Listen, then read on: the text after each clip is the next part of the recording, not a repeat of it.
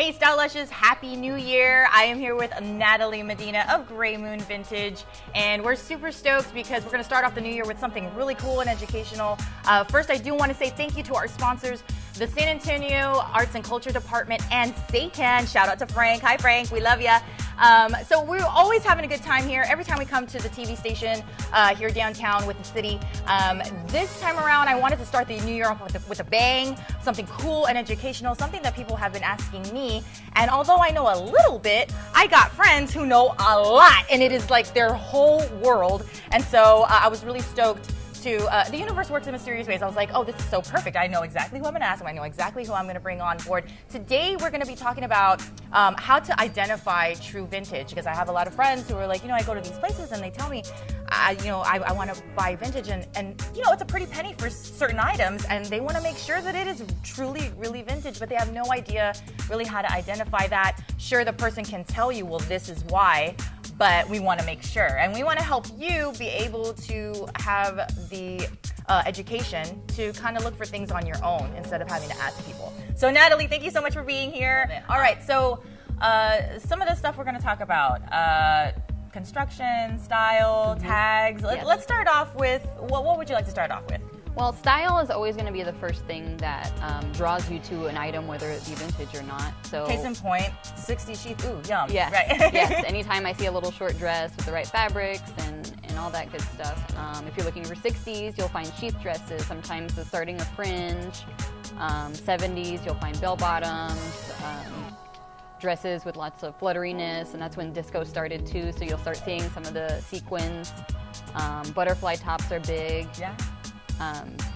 But yeah, so style is going to be what draws you first, seeing it, and then from there, I like to look at, which going into construction, are the closures on the item. So like zippers, you'll see them in different places and made of different things. In the 1950s, they stopped making them made of metal, or they were moving towards plastics in general, not just in the fashion industry, but just in general. So if you see something that is with metal closures or metal zippers, you're typically going to start dating it towards the 50s or before. And then after, they started moving towards plastic zippers and closures, organic closures and snap closures. Also with style and design, the shape, materials, findings, zippers, things like that. So if someone is telling you, hey, this is, true vintage from the 40s and it's got a plastic zipper, maybe a red flag? Yeah, maybe big time red flags. Plastics weren't big then. I don't even know if they'd use plastics in the 40s, really. But yeah, so I'm really into the 40s right now. So anytime I see, like, you see a side zipper, I mean, granted they make them today, but you'll see, like, it's almost like a exposed metal side zipper for 1940s dresses with kind of the wrap top and the, like, flowing gown bottom. So nowadays, nobody really sews anymore. So when you find something that is vintage, you'll find that the bottom hemline is either giving you some slack so you can go up or down with it, or on the sides they'll give you some slack so you can do alterations as you need to, because back then people, when they bought things off the rack or they bought them through catalogs, they would bring them home and hem them themselves to whatever their height is or whatever their waist size is, instead of it being finished like it is today on the bottoms. That's really cool. I mean, I love watching old movies, and you definitely see these women sewing. Yes. And this was a common thing. It was a lifestyle thing back then. Everybody sewed. Everybody knew how to sew. It was a home ec, right? Home ec doesn't even exist anymore, but it was kind of like a part of growing up. You had to know how to sew, and I just love, you look at these fits from back then, they're superior, because they did make it custom. Hand tailoring everything, yeah, so great. So a green flag, if someone's saying this is vintage, maybe flip the hem and see if there's some slack there. That's a good sign that that's the real deal right there. So yeah, there's a big one. Natalie and I talk about it a lot. Tags, right? Yes. That could be an episode Tags all by huge. itself. Where do we even start? Tags with things that no longer exist anymore, like countries that don't exist anymore, stores that don't exist anymore, or brands or whatever it is that don't exist anymore. You can either look up those things and see when they went out of business or they stopped producing things. A big example for San Antonians is the department store Frost Brothers. Love Frost Brothers. Yeah, they used to be a high-end department store, so whenever you see a tag with Frost Brothers in it, or any other department store brand that doesn't exist, or Mervyn's is another big one. I love when I find a Mervyn's. Yeah, you'll know that it is definitely, or most definitely, vintage. And dating it, you kind of have to go with the other things. And in that, there's also countries that don't exist anymore, like Yugoslavia doesn't exist anymore. And a big one you'll find in a lot of Asian textiles is going to be tags with the British colony of Hong Kong.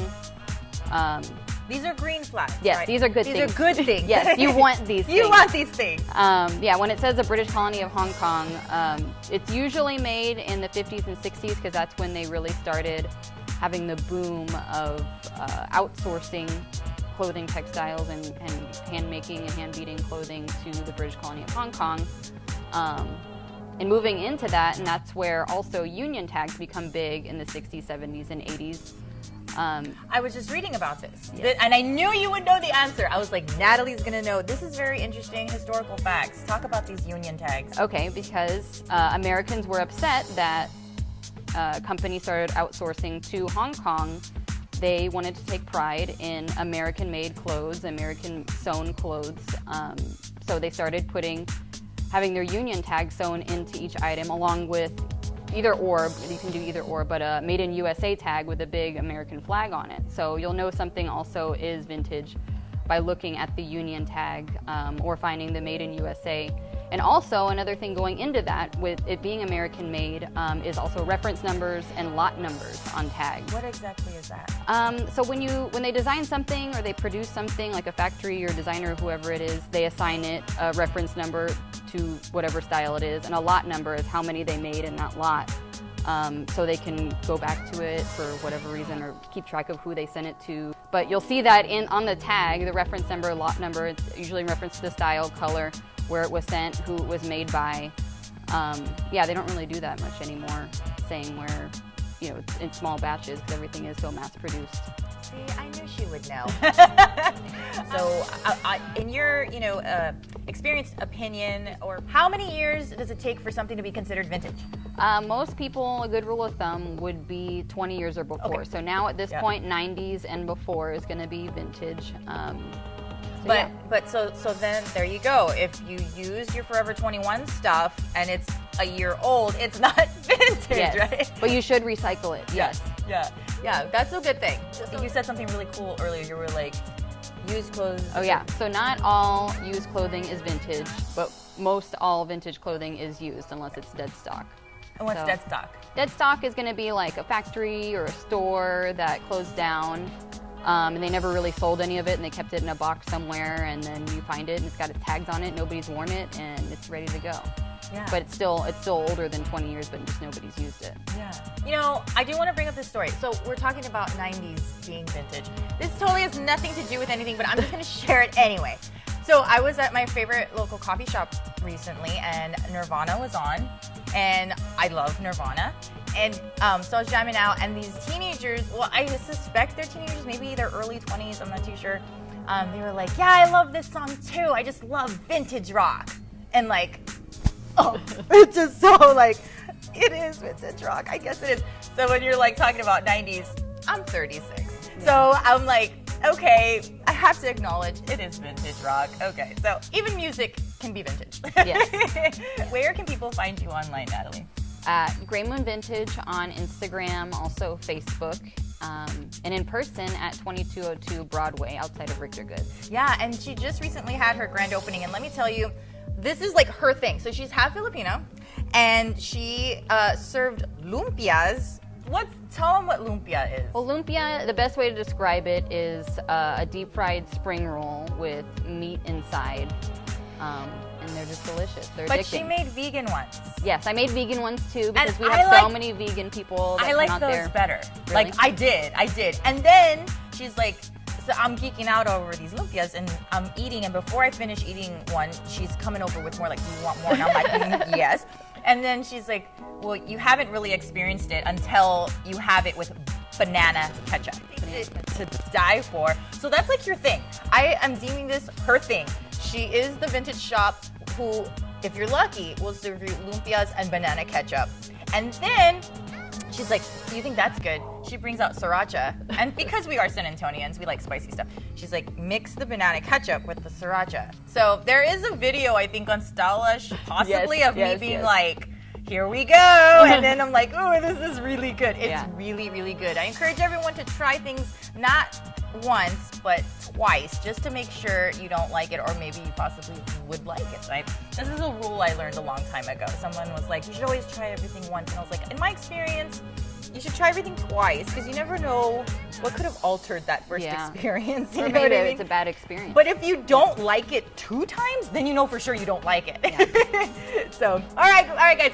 Sorry, I digress, but that's okay. We're stylish and we're talking food, and food is fun, and food is stylish too. So, again, find her online at Gray Moon Vintage.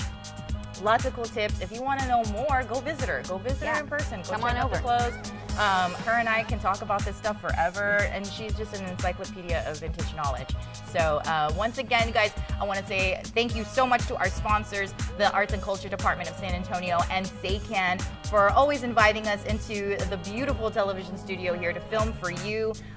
Stay tuned for more fashion news and entertainment on StyleLushTV.com. And until next time, don't complain, come fancy. Bye from Stylish and Gray Moon. Bye.